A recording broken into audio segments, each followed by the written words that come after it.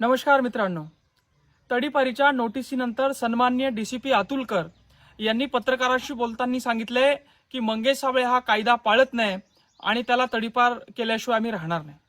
तुम्ही कुठला कायदा पाळताय? तुम्ही कुठला कायदा पाळलाय? IAS IPS लेवलचे वरिष्ठ लेवलचे तुम्ही अधिकारी आणि खोटे साक्षीदार घेऊन तुम्ही गुन्हे दाखल करतायत. एका सामान्य सरपंचाला तुम्ही तडीपार करतायत. मी काय बोललोय?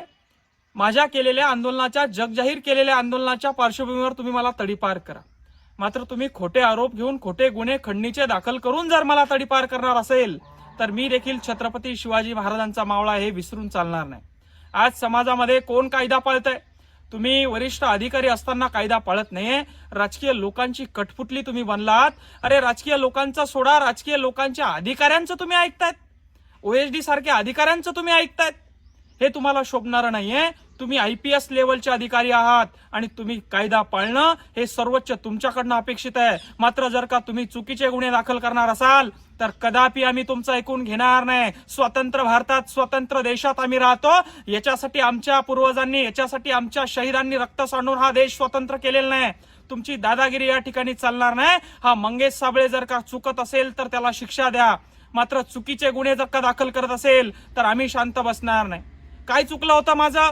कलेक्टर साहेबांना खाली या म्हणून बोललो मी. माझ्या वेदना तुम्हाला दिसल्या नाही, मात्र ओरडलेला तुम्हाला माझं दिसलं. त्या CO मॅडमला मी गाडी अडवली, त्या CO मॅडमनी का माझ्यावर तक्रार दाखल केली नाही?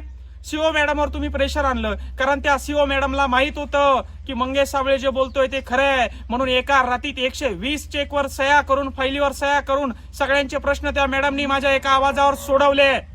आणि मग तुम्ही त्या CO मॅडमवर दबाव आणून गुन्हा दाखल 353 दाखल करा म्हणून सांगितलं, मात्र त्यांनी स्पष्ट नकार दिला. म्हणून तुम्ही तुमच्या त्या हवालदारावर प्रेशर आणून माझ्यावर गुन्हे दाखल केले.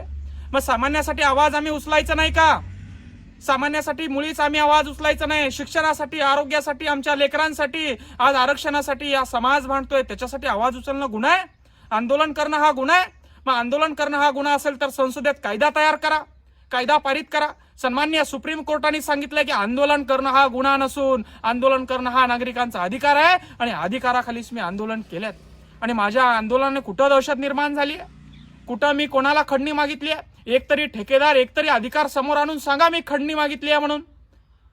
तुम्हाला काही सापडत नाहीये. तुम्हाला राजकीय लोकांचं ऐकायचंय, तुम्हाला राजकीय नोकरदार वर्गाचं ऐकायचंय आणि आमच्यासारख्या प्रामाणिक काम करणाऱ्या शेतकऱ्याच्या पोरावर तुम्हाला तडीपारी दाखल करायची आहे. आम्ही तुमच्या डोळ्यात खुपतोय. आमच्यामुळे तुमचा भ्रष्टाचार बंद होतोय. आमच्यामुळे शहरात होणारे मर्डर, शहरात होणारे गुन्हेगारी, शहरात होणारे अवैध धंदे जगासमोर, जनतेसमोर येत आहे म्हणून तुमच्या डोळ्यात खुपतंय आणि म्हणून तुम्ही आमचाच काटा काढायला निघले. पण लक्षात ठेवा, एका मंगेश साबळेला संपवणार तर या महाराष्ट्रामध्ये 14,000 मंगेश साबळे या ग्रामपंचायतच्या सरपंचाच्या निमित्तानं मी उभे करणार. मी दजावणार नाही. मी छत्रपती शिवाजी महाराजांचा, डॉक्टर बाबासाहेब आंबेडकर यांना वाचलेला मावळा आहे. कायदा मी जाणतो, कायद्याचा आदर करणारा मी माणूस आहे. कधीही कायदा मानत नाही म्हणले तर मला जामीन झाल्यानंतर ज्या अटीवर जामीन दिले, दर रविवारी मी तुमच्या पोलीस स्टेशनला हजेरी लावत नाही का? दर रविवारी येतो तुमच्या पोलीस स्टेशनला हजेरी लावतो. याला कायदा पाळणं नाही म्हणता तर काय म्हणता? दर रविवारी तुम्ही मला बोलवता, तिथं हजेरी लावण्यासाठी बसून ठेवता, याला कायदा पाळणं नाही तर काय म्हणता? आणि कायदा पाळला नाही मी?